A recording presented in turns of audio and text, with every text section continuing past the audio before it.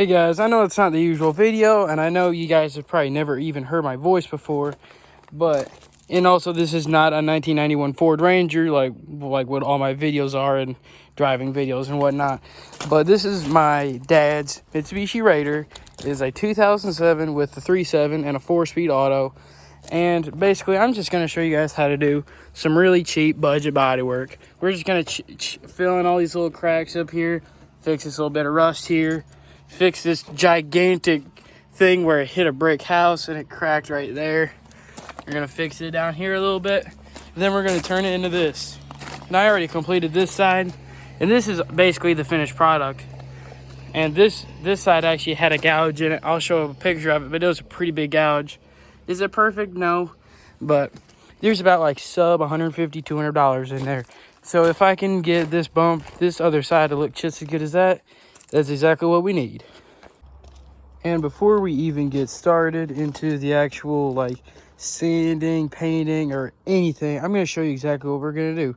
First of all, we're going to mask off exactly what we don't want to sand or anything like that. And then I'm going to show you what we're going to be using. So we're going to be using some short strand fiberglass. We're going to be using the hardener for it. And we're going to use some different grits of sandpaper. And I would recommend you buy probably like 2 or 3 packs of these, because over time you get like these build up on them. They don't really like to come off. Here's your metal patch that you're actually going to stick in the hole so that your fiberglass has something to grab onto. And then here's just a new sanding pad compared to the old one. Here is your clear coat that we're going to be using. And if you're working with a plastic bumper like what we're doing, you're going to need a plastic promoter, because if you don't, it's going to be runny, it's going to have fish eyes, it ain't going to look too good.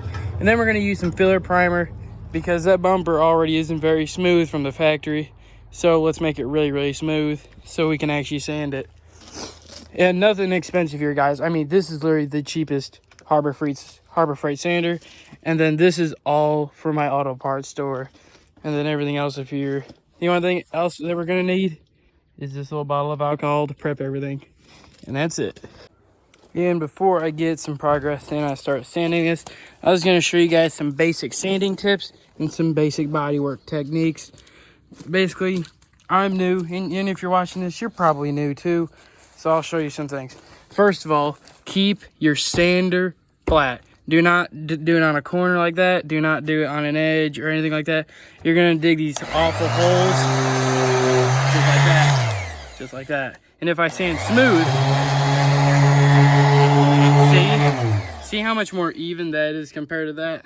That's why you got to do it like that. And if you're wondering, this is absolutely not the proper way to be doing this. This truck, it really needs a bumper because of it's all cracked and everything. But in reality, this truck really isn't even in the best of shape anyways. It's got dents, it's got dings and stuff like that. But I just wanted to make the front end of this truck pop a little more and not look so old and beat up. So I'll show you some, just sand this real quick, and I'll show you guys real quick.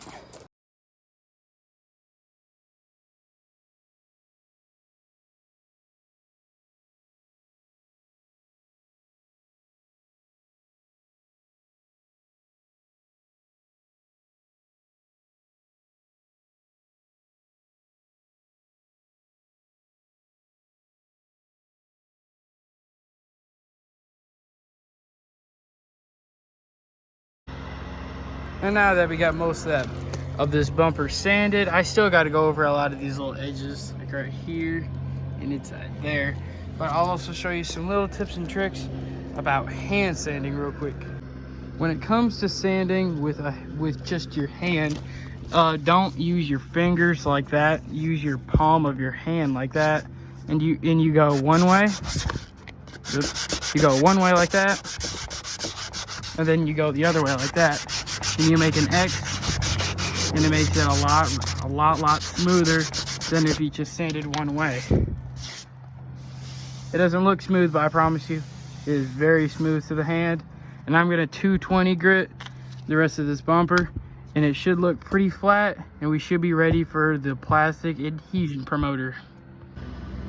And if you're gonna do this at home, the absolute most important part ever is prep. And basically to prep, even body shops anywhere else that charge you thousands will do this. You get isopropyl alcohol. The higher the number, the better. I use 99%. This is all I had lying around.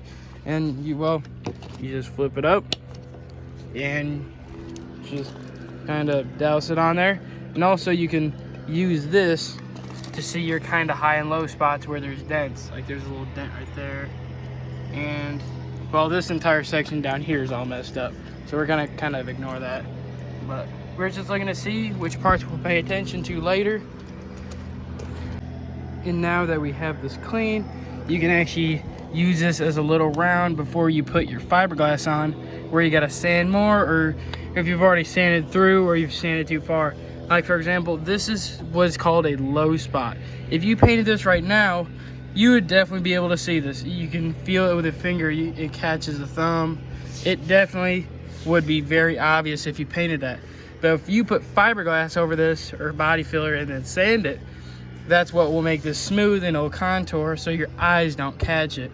And like same down here, I didn't even notice I didn't even sand that, but now that it's clean, you can see it. As you can see, low spot. This is a cut, low spot.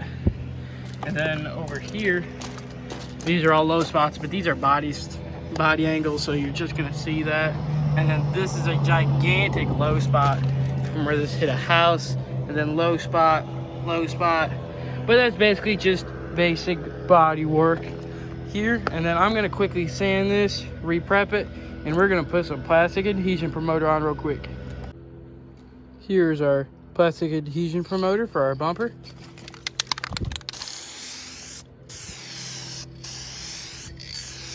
Spraying this really doesn't matter. I mean, as long as you just cover it, you don't have like massive paint runs. So most of it just absorbs right into the plastic, and it makes the paint stick a lot better.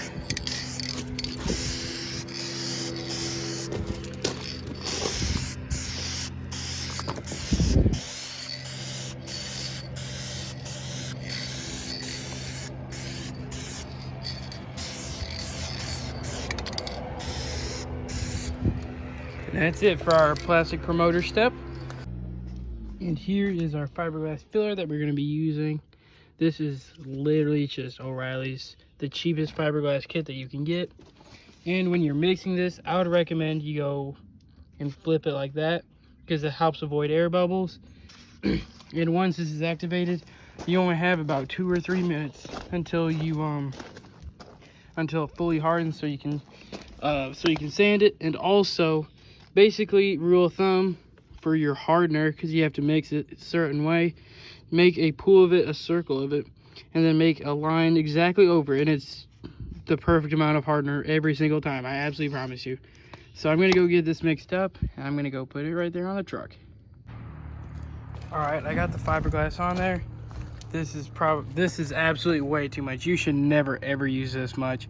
But this bumper was cracked here, and it was warped, and it also hit a house right here, so it had a big gouge in it too.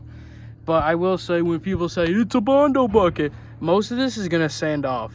This really doesn't matter. Most of this is just gonna sand off, and then it's gonna fill in the cracks and whatnot. So really, when you say Bondo bucket, there's basically not very much Bondo. It's probably like at most like that thick, maybe at most right there. And it's a plastic bumper. It'll probably get hit again anyway, so it really doesn't matter that much, does it? But we're gonna sand that when this cures, which for how thick this is probably gonna take like 30 minutes for an hour. And then we're gonna go hit it with our sander, and then we're gonna go from there.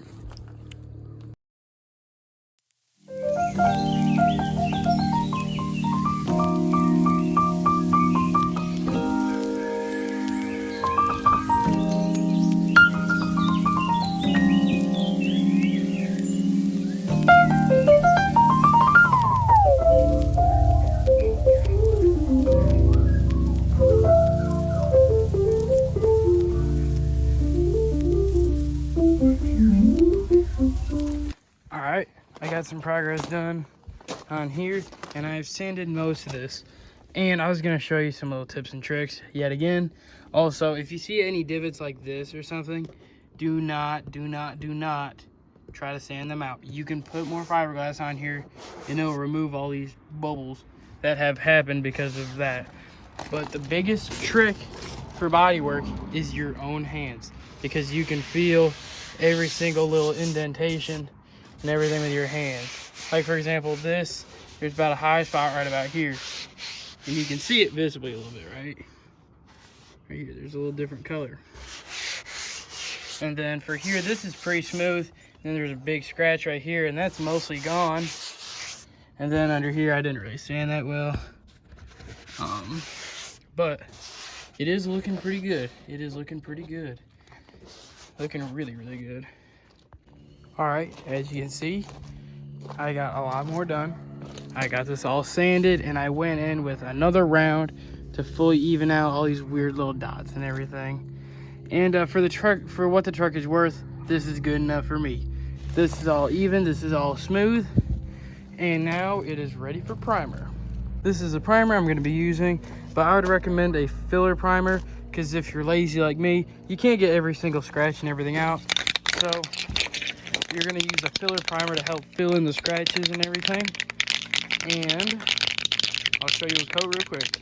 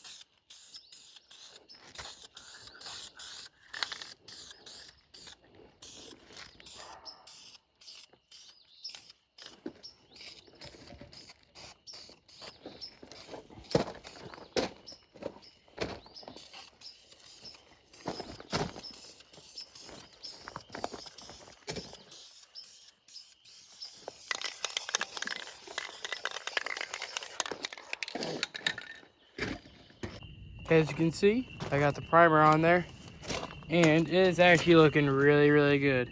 There is some little spots I do need sand, like right here and a little down here, but I think once I get that ironed out, which that will probably be in a couple days from now, because as you can see, there's not a sun outside anymore, and I have work for the next couple days. So I'll see what kind of progress I'll get done, and I will see you guys on another day. See ya. As you can see, we're back, and literally nothing has changed, except I sound a lot worse, and I wrote I am red.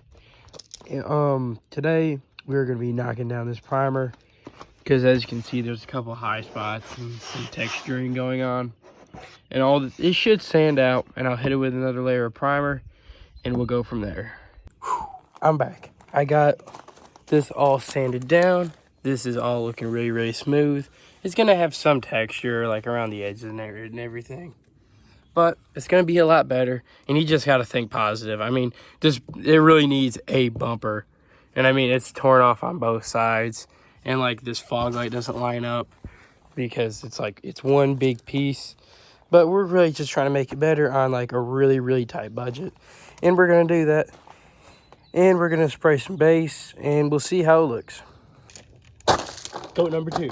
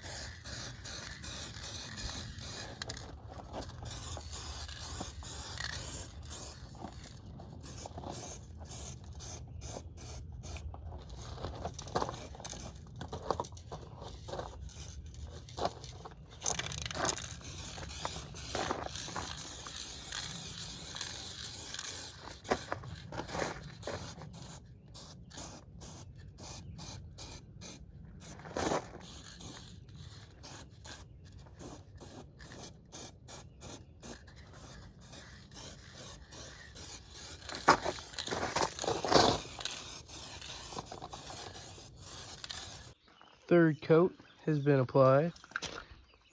Looking pretty good. It does have some little waves and imperfections and whatnot, but ain't looking too bad. I also got some little scratches down here, and I'll update you guys when it all dries up, and I'll hit it with another coat. All right, I got the base all sprayed, and it is even, and it's looking pretty good. It does have some imperfections, and it's not perfect, but you know, not everyone has a $3,000 air compressor and a $200 paint gun. I mean, this is literally just nothing but spray paint. But I will give you guys some tips on how to spray clear coat. First of all, how you spray this is how it's gonna look. So if you spray it from far away and it's kind of dull, you're gonna have to wet sand and buff that. But if you get like one dust coat, all right, and then you do like a medium coat next, and then you do a really heavy slow coat next, what you're gonna do, you're gonna get like that shine. You're gonna get insanely good shine. So I'm gonna set you guys down, and I'm gonna show you guys real quick how to spray some good clear coat.